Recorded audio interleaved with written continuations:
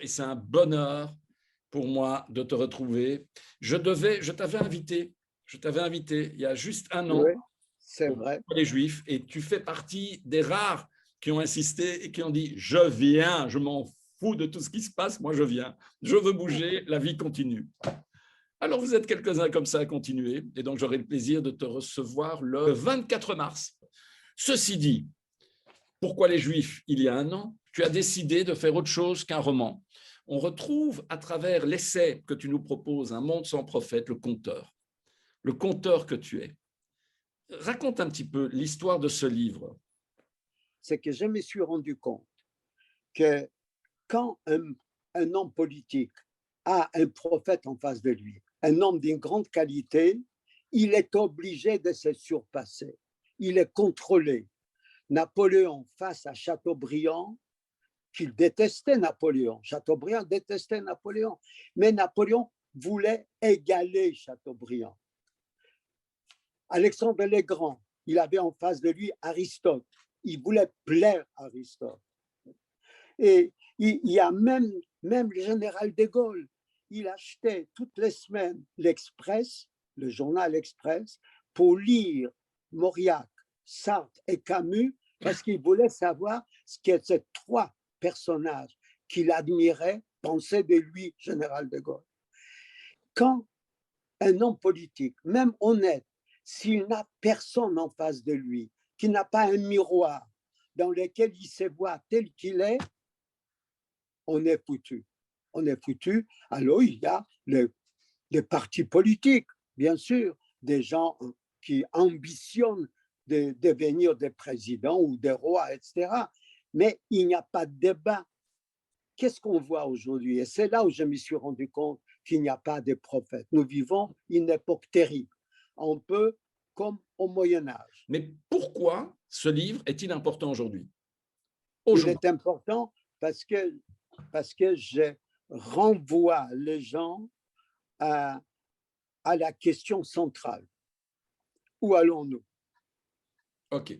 C'est Jésus qui pose cette question à Saint Paul sur le chemin de Damas. Quo vadis, Domine?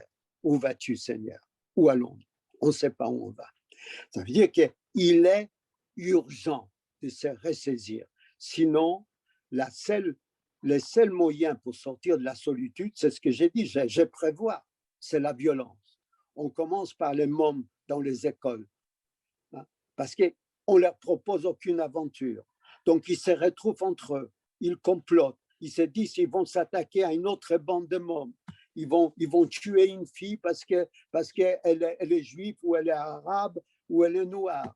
Voilà. Après, donc, on fait quelque chose ensemble. Donc là, ce sont tous des faits. Donc ça veut dire que le prophète aujourd'hui, c'est quoi? Malheureusement, les prophètes, ce sont les réseaux sociaux. C'est celui qui dit la vérité. Et qui dit la vérité?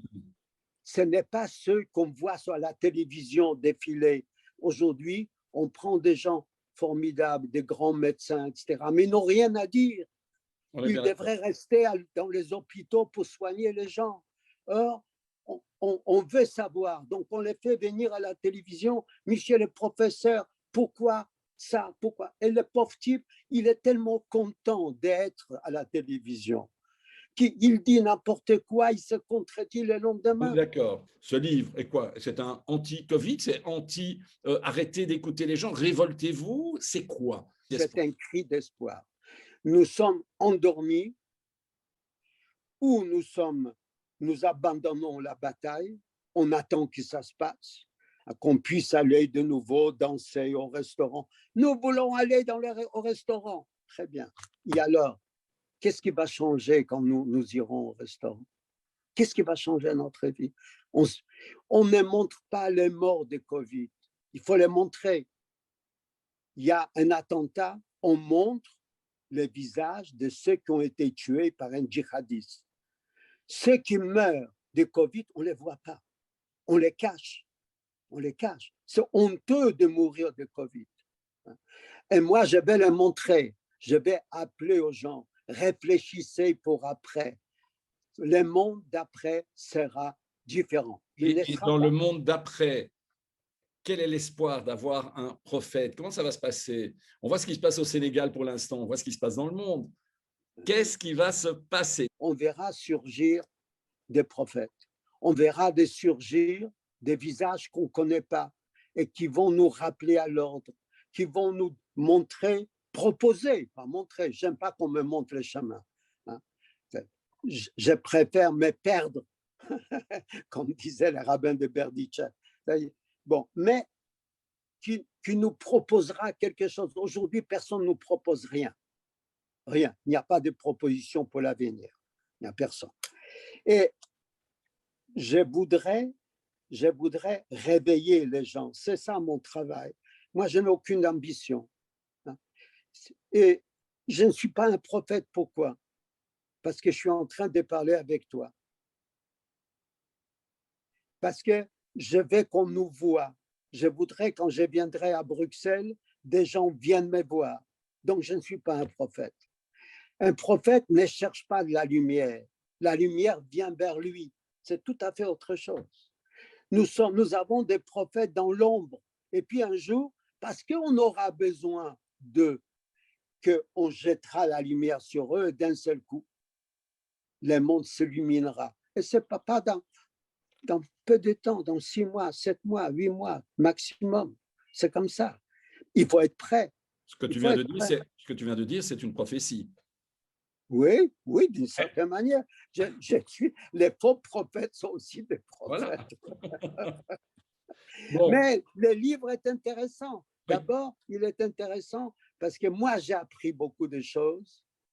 Et quand j'apprends quelque chose, j'adore partager avec les autres. Et tu partages et les gens sont heureux quand ils peuvent, après avoir lu ou regardé une émission, exact, dire à ses copains, « Ah tiens, j'ai appris quelque chose. » Formidable. Quel plaisir, quel bonheur. Quelle est ta lecture du moment, Marek? Ben, écoute, si je te disais la Bible, ça sera une banalité. Non, tu es dans ta yeshiva, là, donc pourquoi pas. Là, on approche de Pessah. Quel est le plat que tu attends à Pessah?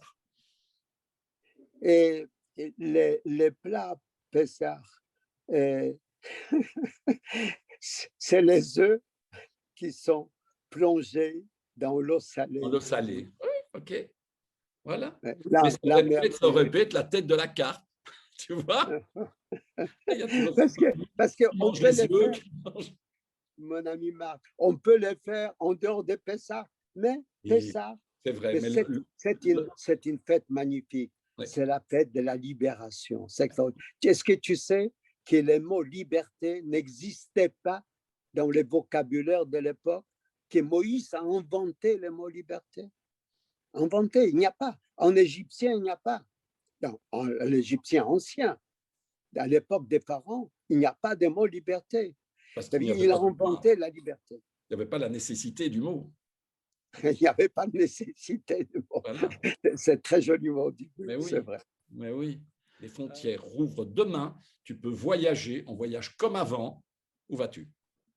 En Belgique. Là, tu peux. Là, c'est professionnel. Mon ami. Mais oui, là, tu peux. Non, mais le plaisir de voyager, le plaisir de prendre l'avion et de faire quelque chose que tu ne peux plus faire depuis 1 an.